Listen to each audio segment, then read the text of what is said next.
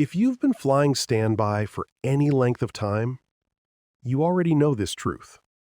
Some routes feel like they were made for non-rev travel.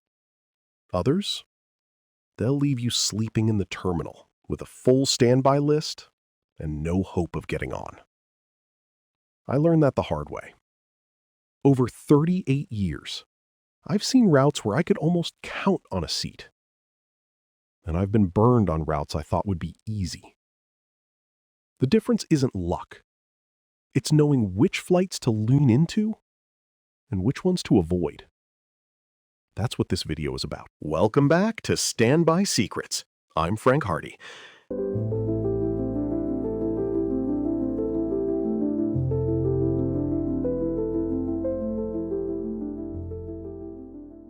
Today, we're getting practical. I'm going to walk you through the best routes for standby travel and the ones that will test your patience. This isn't theory. These are patterns I've watched for decades, and they still hold up. We'll look at both domestic and a few international options, because the rules change when you cross a continent or ocean. Before we start, we must identify what is a good or bad route, because on any given day, any route may be good or bad. By my definition, a route is good for standby flying if the majority of the time, greater than 50% of the time, more than 40% of the total available seats are open. For example, American Airlines between DCA and LaGuardia has 49 nonstop flights per week in one direction. That consists of 8 nonstops every weekday, 3 on Saturday, and 6 on Sunday. Based upon the aircraft used, that constitutes 3,675 seats available per week. According to the U.S. government, at the BTS, for the full year of 2025, the average monthly passenger load between those two cities in that direction was 3,136. That is an average of 85.3%. Those are full flights. Therefore, you could easily conclude that DCA to LGA is a horrible route to fly standby on. Yes, you have multiple flights per day, but they are all mostly full. However, the 8:59 flight on Saturday morning had an average load factor of slightly over 46%.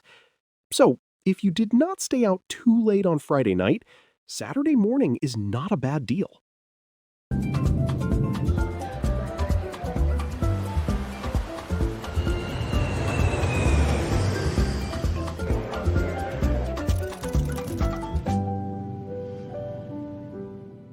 Here's the good news. The routes where standby actually works in your favor. First, West Coast to Hawaii, LAX to Honolulu, San Francisco to Honolulu, even Seattle to Maui. These flights run multiple times a day, with many of them on wide-body aircraft. Loads fluctuate, especially midweek. Tuesday and Wednesday departures are your best bet. I lived in Mililani, Hawaii, and cleared on these routes more times than I can count, even when the portal showed relatively high load factors 2 days out. There are 2 fundamental reasons for this fact. Years ago, a flight from Boston, New York, Atlanta, or Miami would need to stop in one of the West Coast cities due to the limited range of the aircraft back then. Even Chicago, Dallas, and Denver were pushing it at the wrong time of the year with strong winter headwinds going westbound. Today, with the extra long range of modern aircraft, non-stop flights from distant hubs are now feasible, and the West Coast, for many Americans, has become flyover country when heading out over the Pacific Ocean. There is no need to stop off at the coast to get out to the islands in the 21st century. The second reason is the misconnect factor. Airlines tend to make connecting flight layovers relatively short, usually less than an hour on domestic flights. And yes, no passport is needed when flying from the mainland. Those West Coast cities have a lot of flights, with a large number of seats on them. Therefore, airlines can easily accommodate misconnecting passengers on either the next flight out of the same connecting city, or simply reroute them through another West Coast city. A passenger scheduled on a Phoenix to Los Angeles to Honolulu flight that is delayed for one of many reasons can quickly be rescheduled on the Phoenix to San Francisco to Honolulu flight, or they can wait in LA for the next Los Angeles to Honolulu flight.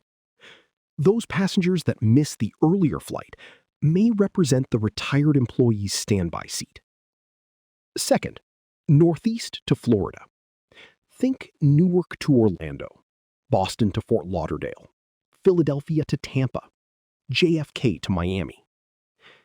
These are high-frequency leisure routes.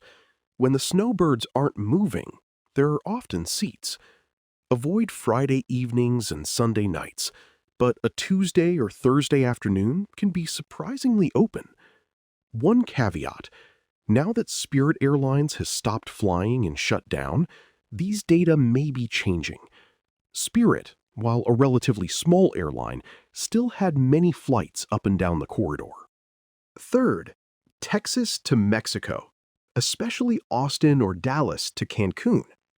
These routes often operate with larger aircraft during peak season, and the leisure nature of the traffic means loads can drop at the last minute. I've had good luck on Tuesday and Wednesday flights here as well. Fourth, major hub-to-hub flying on your own airline. Atlanta to Cincinnati, Dallas to Los Angeles, Charlotte to Miami, Denver to San Francisco. High frequency means more chances, and the aircraft are usually big enough that even a 75% load factor leaves room. And one I've come to appreciate more in retirement: late-night red-eyes. LAX to JFK, Phoenix to Charlotte, Denver to Miami. Many of these are positioning flights for the next day's travel, but a lot of people simply don't want them. As a result, the loads can be lighter than you expect. If you're comfortable sleeping on a plane, these can be some of the easiest clears you'll find.